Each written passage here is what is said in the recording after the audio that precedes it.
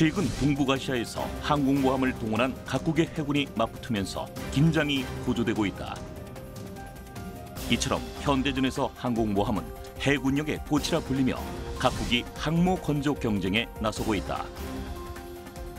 역사적으로도 태평양 전쟁 당시 일본 해군은 항공모함을 동원해 미국과의 전쟁에 나섰는데 진주만 공습 이후 남태평양으로 세를 불려나간 일본은 미국 해군과 산호해에서 맞붙는다.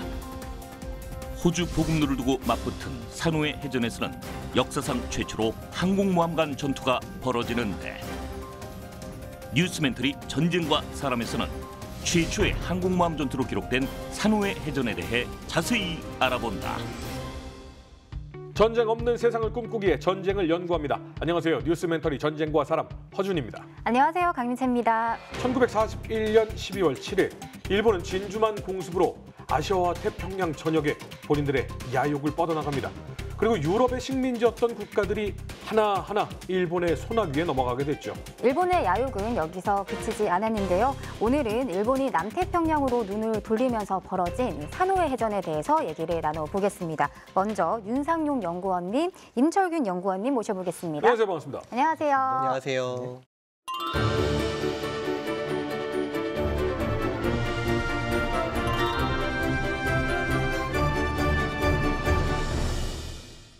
두 연구위원님을 모시고 이야기를 하니까 왠지 오늘 지식이 뿜뿜할 것 같다. 네.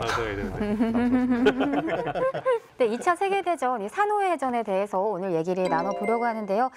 산호해 해전이 일어날 당시 배경은 어땠나요? 당시 일본은 진주만 공습을 실시를 했죠. 다들 아시겠지만 대단한 성과를 거두긴 했습니다. 겉으로 보기에는 그런데 정작 거기서 제일 중요한 미 태평양 함대의 항공모함들을 경멸하는 데는 실패합니다. 저는 이 진주만 공습을 실패했다고 보는 사람 중에 하나인데요. 진주만을 공습하면서 제일 중요한 목표 두 가지를 놓쳤어요. 네네. 하나는 아까 말씀드렸던 항공모함이고요. 네. 나머지 하나는 탄약고, 유류고, 무기들이 들어있는 변기창들을 날려버렸어야 됐습니다. 네네. 지휘부와 함께. 근데 이거를 못했으니까 미국의 공업 생산력은 엄청나잖아요. 네. 그래서 플랫폼만 오면은 진주만은 다시 전진기지가 될 수 있는 거예요. 네. 그걸 간과한 상태로 일본은 당시 자신들이 보유했던 탄약의 절반 가까이를 퍼부었는데 정작 부셔야 될 목표물들은 하나도 부수지 못한 거죠. 엄청 아프게 공격하긴 했습니다만 본인들이 목표로 했던 전략적 목적은 달성하지 못한 거죠. 진주만을 공습하기 1시간 30분 전에 네. 일본이 말레이시아 반도에 상륙작전을 실시를 합니다. 당연히 말레이시아의 상륙작전을 하고 있는 일본군을 상륙을 거부하고 격퇴시키기 위해서 연합군 해군 전력이 출동을 했겠죠. 네. 근데 그것을 당시에 상륙정단을 보호하고 있던 일본 제2함대, 일본 제3함대가 압도적인 항공모함 전력의 우위를 바탕으로 항공력으로 영국의 최신 전함 프린스 오브 웨일스, 어디서 많이 들어보셨지 않습니까? 어디 전쟁에서 활약했던 지금 영국의 두 번째 항공모함 이름입니다. 네. 그 프린스 오브 웨일스가 그 당시엔 전함이었는데 네. 최신의 전함이었어요. 그런데 그 전함을 항모에서 날아오른 함재기들이 벌떼처럼 달려들어서 격침시켜버린 거예요. 여기서 이제 일본이 깨달은 거죠. 이거구나. 거함거포보다는 이 항모에서 발전하는 함재기가 훨씬 효율적이구나. 그걸 이 말레이시아 해전을 통해서 깨닫게 됩니다. 그래서 이후에 필리핀, 웨이크 제도, 괌 이런 데서 계속 승승장구를 해요. 근데 이렇게 점령을 함에 있어서 동남아시아 더 나가서 호주까지 작전 권역에 넣기 위한 작전을 이제 구상을 하게 되는 겁니다. 일본이 이 대동아 공영권을 설정할 때 처음부터 이 남양 지역에 관심이 많았습니다. 그러니까 남태평양 지역까지 그 대동아 공영권의 이제 확장 영역으로 이제 확대하겠다라는 게 이제 일본의 구상이었고, 이게 전쟁 지속을 오랫동안 하기 위해서는 뭐 필수 자원이 몇 가지가 있는데 당연히 가장 필요한 건 석유입니다. 일본이 이제 석유를 구할 곳이 당장 마땅한 곳이 없기 때문에 제일 만만한 곳이 이제 동남아 지역이었고, 그다음에 이제 그것만큼 중요한 게 또 고무 자원입니다. 왜냐하면 이 정도로 탄성이 있으면서 또 밀폐까지 되는 재료 자체가 잘 없기 때문에 뭐 여기저기 많이 들어갑니다. 그렇기 때문에 이제 이 지역을 갖다 전쟁 지속성을 유지하기 위해서는 반드시 필요했던 그런 이유도 있었고요. 이제 일본이 이렇게 동남아시아로 뻗어나가는 것을 연합군이 모를 리가 없잖아요. 그렇죠. 그래서 당시 이 동남아시아 지역의 식민지를 가지고 있던 연합국 세력들, 그러니까 미국, 영국, 네덜란드, 호주는 자기 본토가 위협받고 있으니까 네. 이 4개 국가가 모여서 통칭 ABDA라고 하는 사령부를 바타비아라는 곳에서 설립합니다. 그게 1942년 1월 15일의 일입니다. 그 상황에서 이제 제일 중요한 방어선이 호주 북부에 보이는 지도에 보시면 퀸즐랜드 일대가 포함되는 툴라기, 라바울, 포트 모레스비 일대, 저 일대를 연하는 삼각선이 있거든요. 네네. 좌측에 호주 퀸즐랜드 일대에 있는 게 포트 모레스비고 우측에 있는 게 툴라기, 북쪽에 있는 게 라바울인데 저기를 연하는 삼각선을 점령하는 것이 당시 제국 해군한테 굉장히 중요한 과업이 돼버린 겁니다. 이게 이제 설명을 드릴 에모 작전의 배경이 됩니다. 에모 작전이요? 왜 에모예요? 군인들이 이 이름 짓는 거 아주 선수입니다. 딱 보면 항상 그래요. 그 뉴기니의 수도 이름이 포트 모레스비거든요. 네. 거기서 M, 아, 바다잖아요. 네. 바다 해군이 작전하니까 오션. 그래서 에모. 그래서 에모 작전인 겁니다. 생각보다 간단하네요. 이거 에모 작전의 이 계획은 어떻게 되나요? 사실 에모 작전이라는 것 자체는 일본이 굉장히 옛날부터 입안을 했습니다. 그러니까 알려지기로는 뭐 1938년 그 미국과 이제 개전하기 전부터도 계획은 짜고 있었다고 하는데 실제로 결행 날짜만 빼놓고 그 염두에 두고 있었습니다. 애당초 이 남양 지역을 점령하는 게 이제 처음부터 일본의 관심이었기 때문에. 그래서 이제 계획 자체는 4단계로 나눠가지고 과달카나를 점령해서 툴라기 섬을 장악을 하고 거기에서 이제 수상기 기지를 확보하는 게 이제 첫 번째 단계입니다. 이게 이 지역에서 일본이 굉장히 수상기 활용이 폭이 넓습니다. 왜냐하면은 일반 항공기 같은 경우는 활주로가 필요한데 활주로가 태평양 지역에서 확보를 하기가 굉장히 힘듭니다. 네.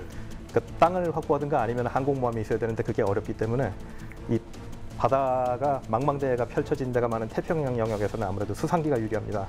그리고 루이지아드 분도를 점령한 다음에 이제 다른 수상기 기지를 확보를 합니다. 그리고 뉴칼레도니아, 피지, 사모아를 갖다 점령을 하면서 이제 그 자연스러운 방어선을 형성을 합니다. 그리고 세 번째 작전은 이제 트루크 제도. 트루크 제도에서 함대가 출항을 해서 솔로몬 제도를 거치면서 미군을 차단을 합니다. 그리고 여기까지 성공을 하면은 호주의 퀸슬랜드를 공격한 후 요크만 북쪽에 있는 썰스테이 섬이라는 곳을 점령을 합니다. 그렇게 되면 이제 자연스럽게 이제 사실상 장악이 끝났는데 마지막 단계는 라에, 살라마우와 부나의 해군 항공대를 이제 시켜서 그 포트 모레스비에 폭격을 가하고 사실상 폭격이 다 끝나고 나면은 육군이 들어가서 쉽게 말하자면 그 포트 모레스비에 깃발을 꽂으면서 전쟁이 끝납니다. 근데 일본의 이 계획을 미국이 알았을 것 같거든요. 알았죠. 42년 3월까지 당시 미국의 대일본 도청 성공률은 약 15% 정도 육박했습니다. 그러니까 달은 모르지만 떠듬 하면서 단어 한두 개 정도는 알아낼 수 있는 수준이었던 거예요. 그게 두 가지 코드가 있는데 그중에서 아로 코드의 경우에는 발송되는 신호의 최대 85%를 4월까지 잡아낼 수 있는 수준까지 올라갑니다. 그러니까 42년 3월에 이미 에모 작전 데스네 하는 말들이 이미 미군에서는 잡혔던 거예요. 어허. 에모 작전? 이게 뭐지? 그런 궁금증이 계속 생기고 있던 와중에 4월 13일에 일본 항모 쇼카쿠하고 주이카쿠가 이동하고 있다는 첩보를 영국군이 캐치를 하게 됩니다. 캐치를 해서 그걸 미군한테 넘겨주죠. 그 과정에서 이제 신임 제독이었던 니미츠와 참모들이 정보 판단을 해보니까 포트 모레스비가 주요한 표적이 될 수 있겠다. 그런 작전을 아마도 할 것 같다. 근데 자꾸 에모 작전 거리니까 아마도 이게 이 일대 어딘가에서 하는 작전 같다. 라는 수준의 판단까지는 오게 되는 거죠. 네. 대략적인 방향을 알아냈다라는 뜻이 되는데, 자, 미국은 어느 정도 감을 잡았습니다. 자, 그러면 에모 작전은 어떻게 시작이 됩니까? 그 이노우에 시게위시 중장이 이제 지휘를 해서 5월 3일부터 이제 공격을 시작을 합니다. 그래서 지금 미치근 통신감청으로 이제 대충 진로가 이제 툴라기 방향이라는 것을 파악을 했기 때문에 그 프랭크 플래처 소장이 지휘관을 맡아서 제11, 17기동 함대를 합치고 그다음에 내려가는 길에 이제 호주와 조우를 해서 연합함대를 형성을 했습니다. 그리고 5월 5일에는 그 제44기동 함대가 거기에 다시 합류를 하고 그 이렇게 과다카날 남쪽으로 이동을 하고 있었는데 여기서 이제 요크타운이 주변을 수색해야 되기 때문에 정찰기를 갖다 계속 날립니다. 그 과정에서 와일드캣 4대가 일본의 그 H-6K 구식 대형 비행정을 하나 맞닥뜨렸습니다. 이것도 이제 주변을 수색하고 있던 항공기였는데 이 와일드캣 4대가 이제 당연히 붙어가지고 이 기체를 격추시켜 버렸습니다. 그래서 이 기체를 격추시켰을 때 하필 이 수상기는 본대에다가 알리질 못했습니다. 지금 미군한테 격추당한다고. 미국한테 걸린 거를 일본은 모르는 상태가 되는 거네요. 일단은 그랬죠. 어허. 그러나 이제 일본 쪽도 일단 정찰을 내보냈는데 한참을 기다려도 돌아오지 않으니까 처음부터 약간 이 해역 근처에 미군이 있다고 의심을 하고 있었던 상황이기 때문에 이거는 뭔가 그러니까 쉽게 말하자면은 심증은 가지만 물증은 없는 이제 그런 상황이 됩니다.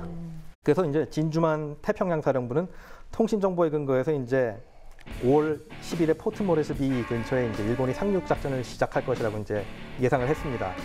그리고 이 기동 함대에다 통보를 하기를 분명히 상륙 작전을 하면은 그걸 지원하는 항모가 근처에 있을 것이다. 그러니까 이제 주의를 해야 될 것 같다라고 이제 얘기를 해서 다시 출격을 합니다.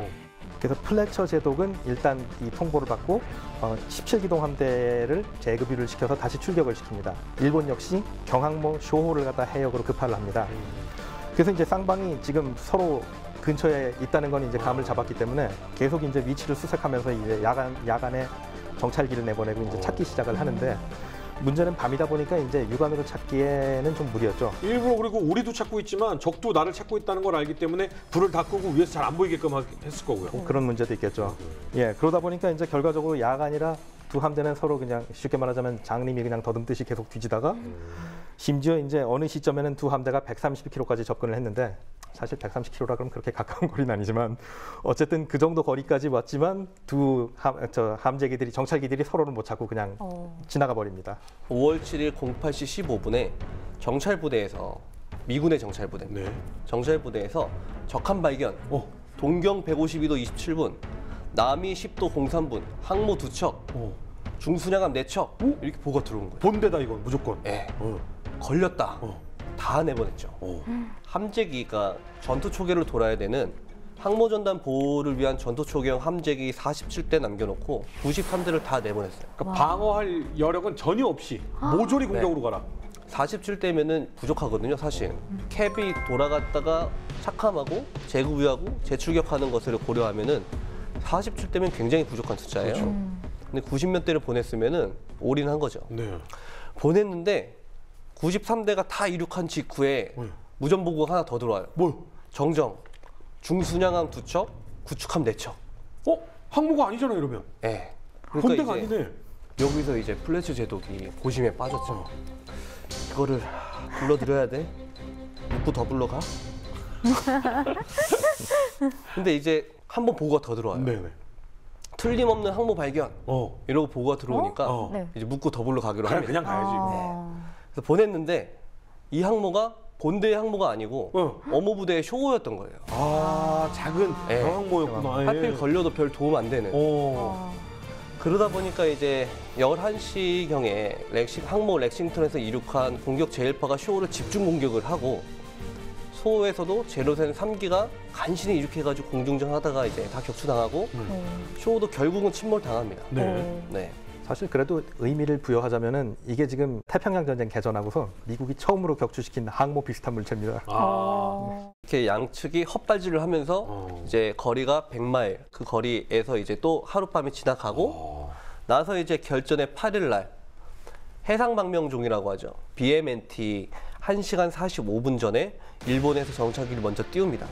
그리고 BMNT 1시간 후에 미군도 정찰기를 띄워요. 여기서 이제 영화 같은 상황이 발생합니다.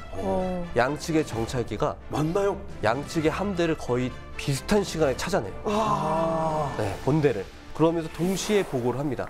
적 부대의 속도, 침노, 뭐 함대의 포진 구성. 그러니까 이제 당연히 보고를 받은 양측의 본대에서는 모든 함재기를 다 뛰어 올려겠죠. 주이카쿠, 쇼카쿠에서 발진한 일본의 함재기는 69대. 요크타운하고 렉싱턴에서 발진한 미국의 함재기는 총 84대였습니다. 얘네들이 발진을 했는데 미군 함재기가 먼저 찾아요. 10시 57분경에 일본 항모 전단을 발견을 했는데 하필이면 일본 항모 전단이 있는 위치 일대에 동남아잖아요. 갑자기 스콜이 쏟아져요. 그러니까 아까 84대 발진한 함재기 중에서 몇 대 못 찾아요. 58대 정도만 공격에 가담을 한 거예요. 폭탄 3발 정도만 이제 쇼카쿠에 명중을 시키게 되는 거죠. 세대 갖고는 항모를 떨구기가 쉽지는 않죠. 불가능하죠. 네. 갑판에서 화재 정도 발생을 한 수준이어서 쇼카쿠는 즉시 화재를 진압하고 트럭을 향해서 이제 전장을 이탈을 합니다. 아, 네. 그 상황에서 쇼카쿠가 이제 두드려 맞고 있을 때 일본도 보냈잖아요. 그렇죠.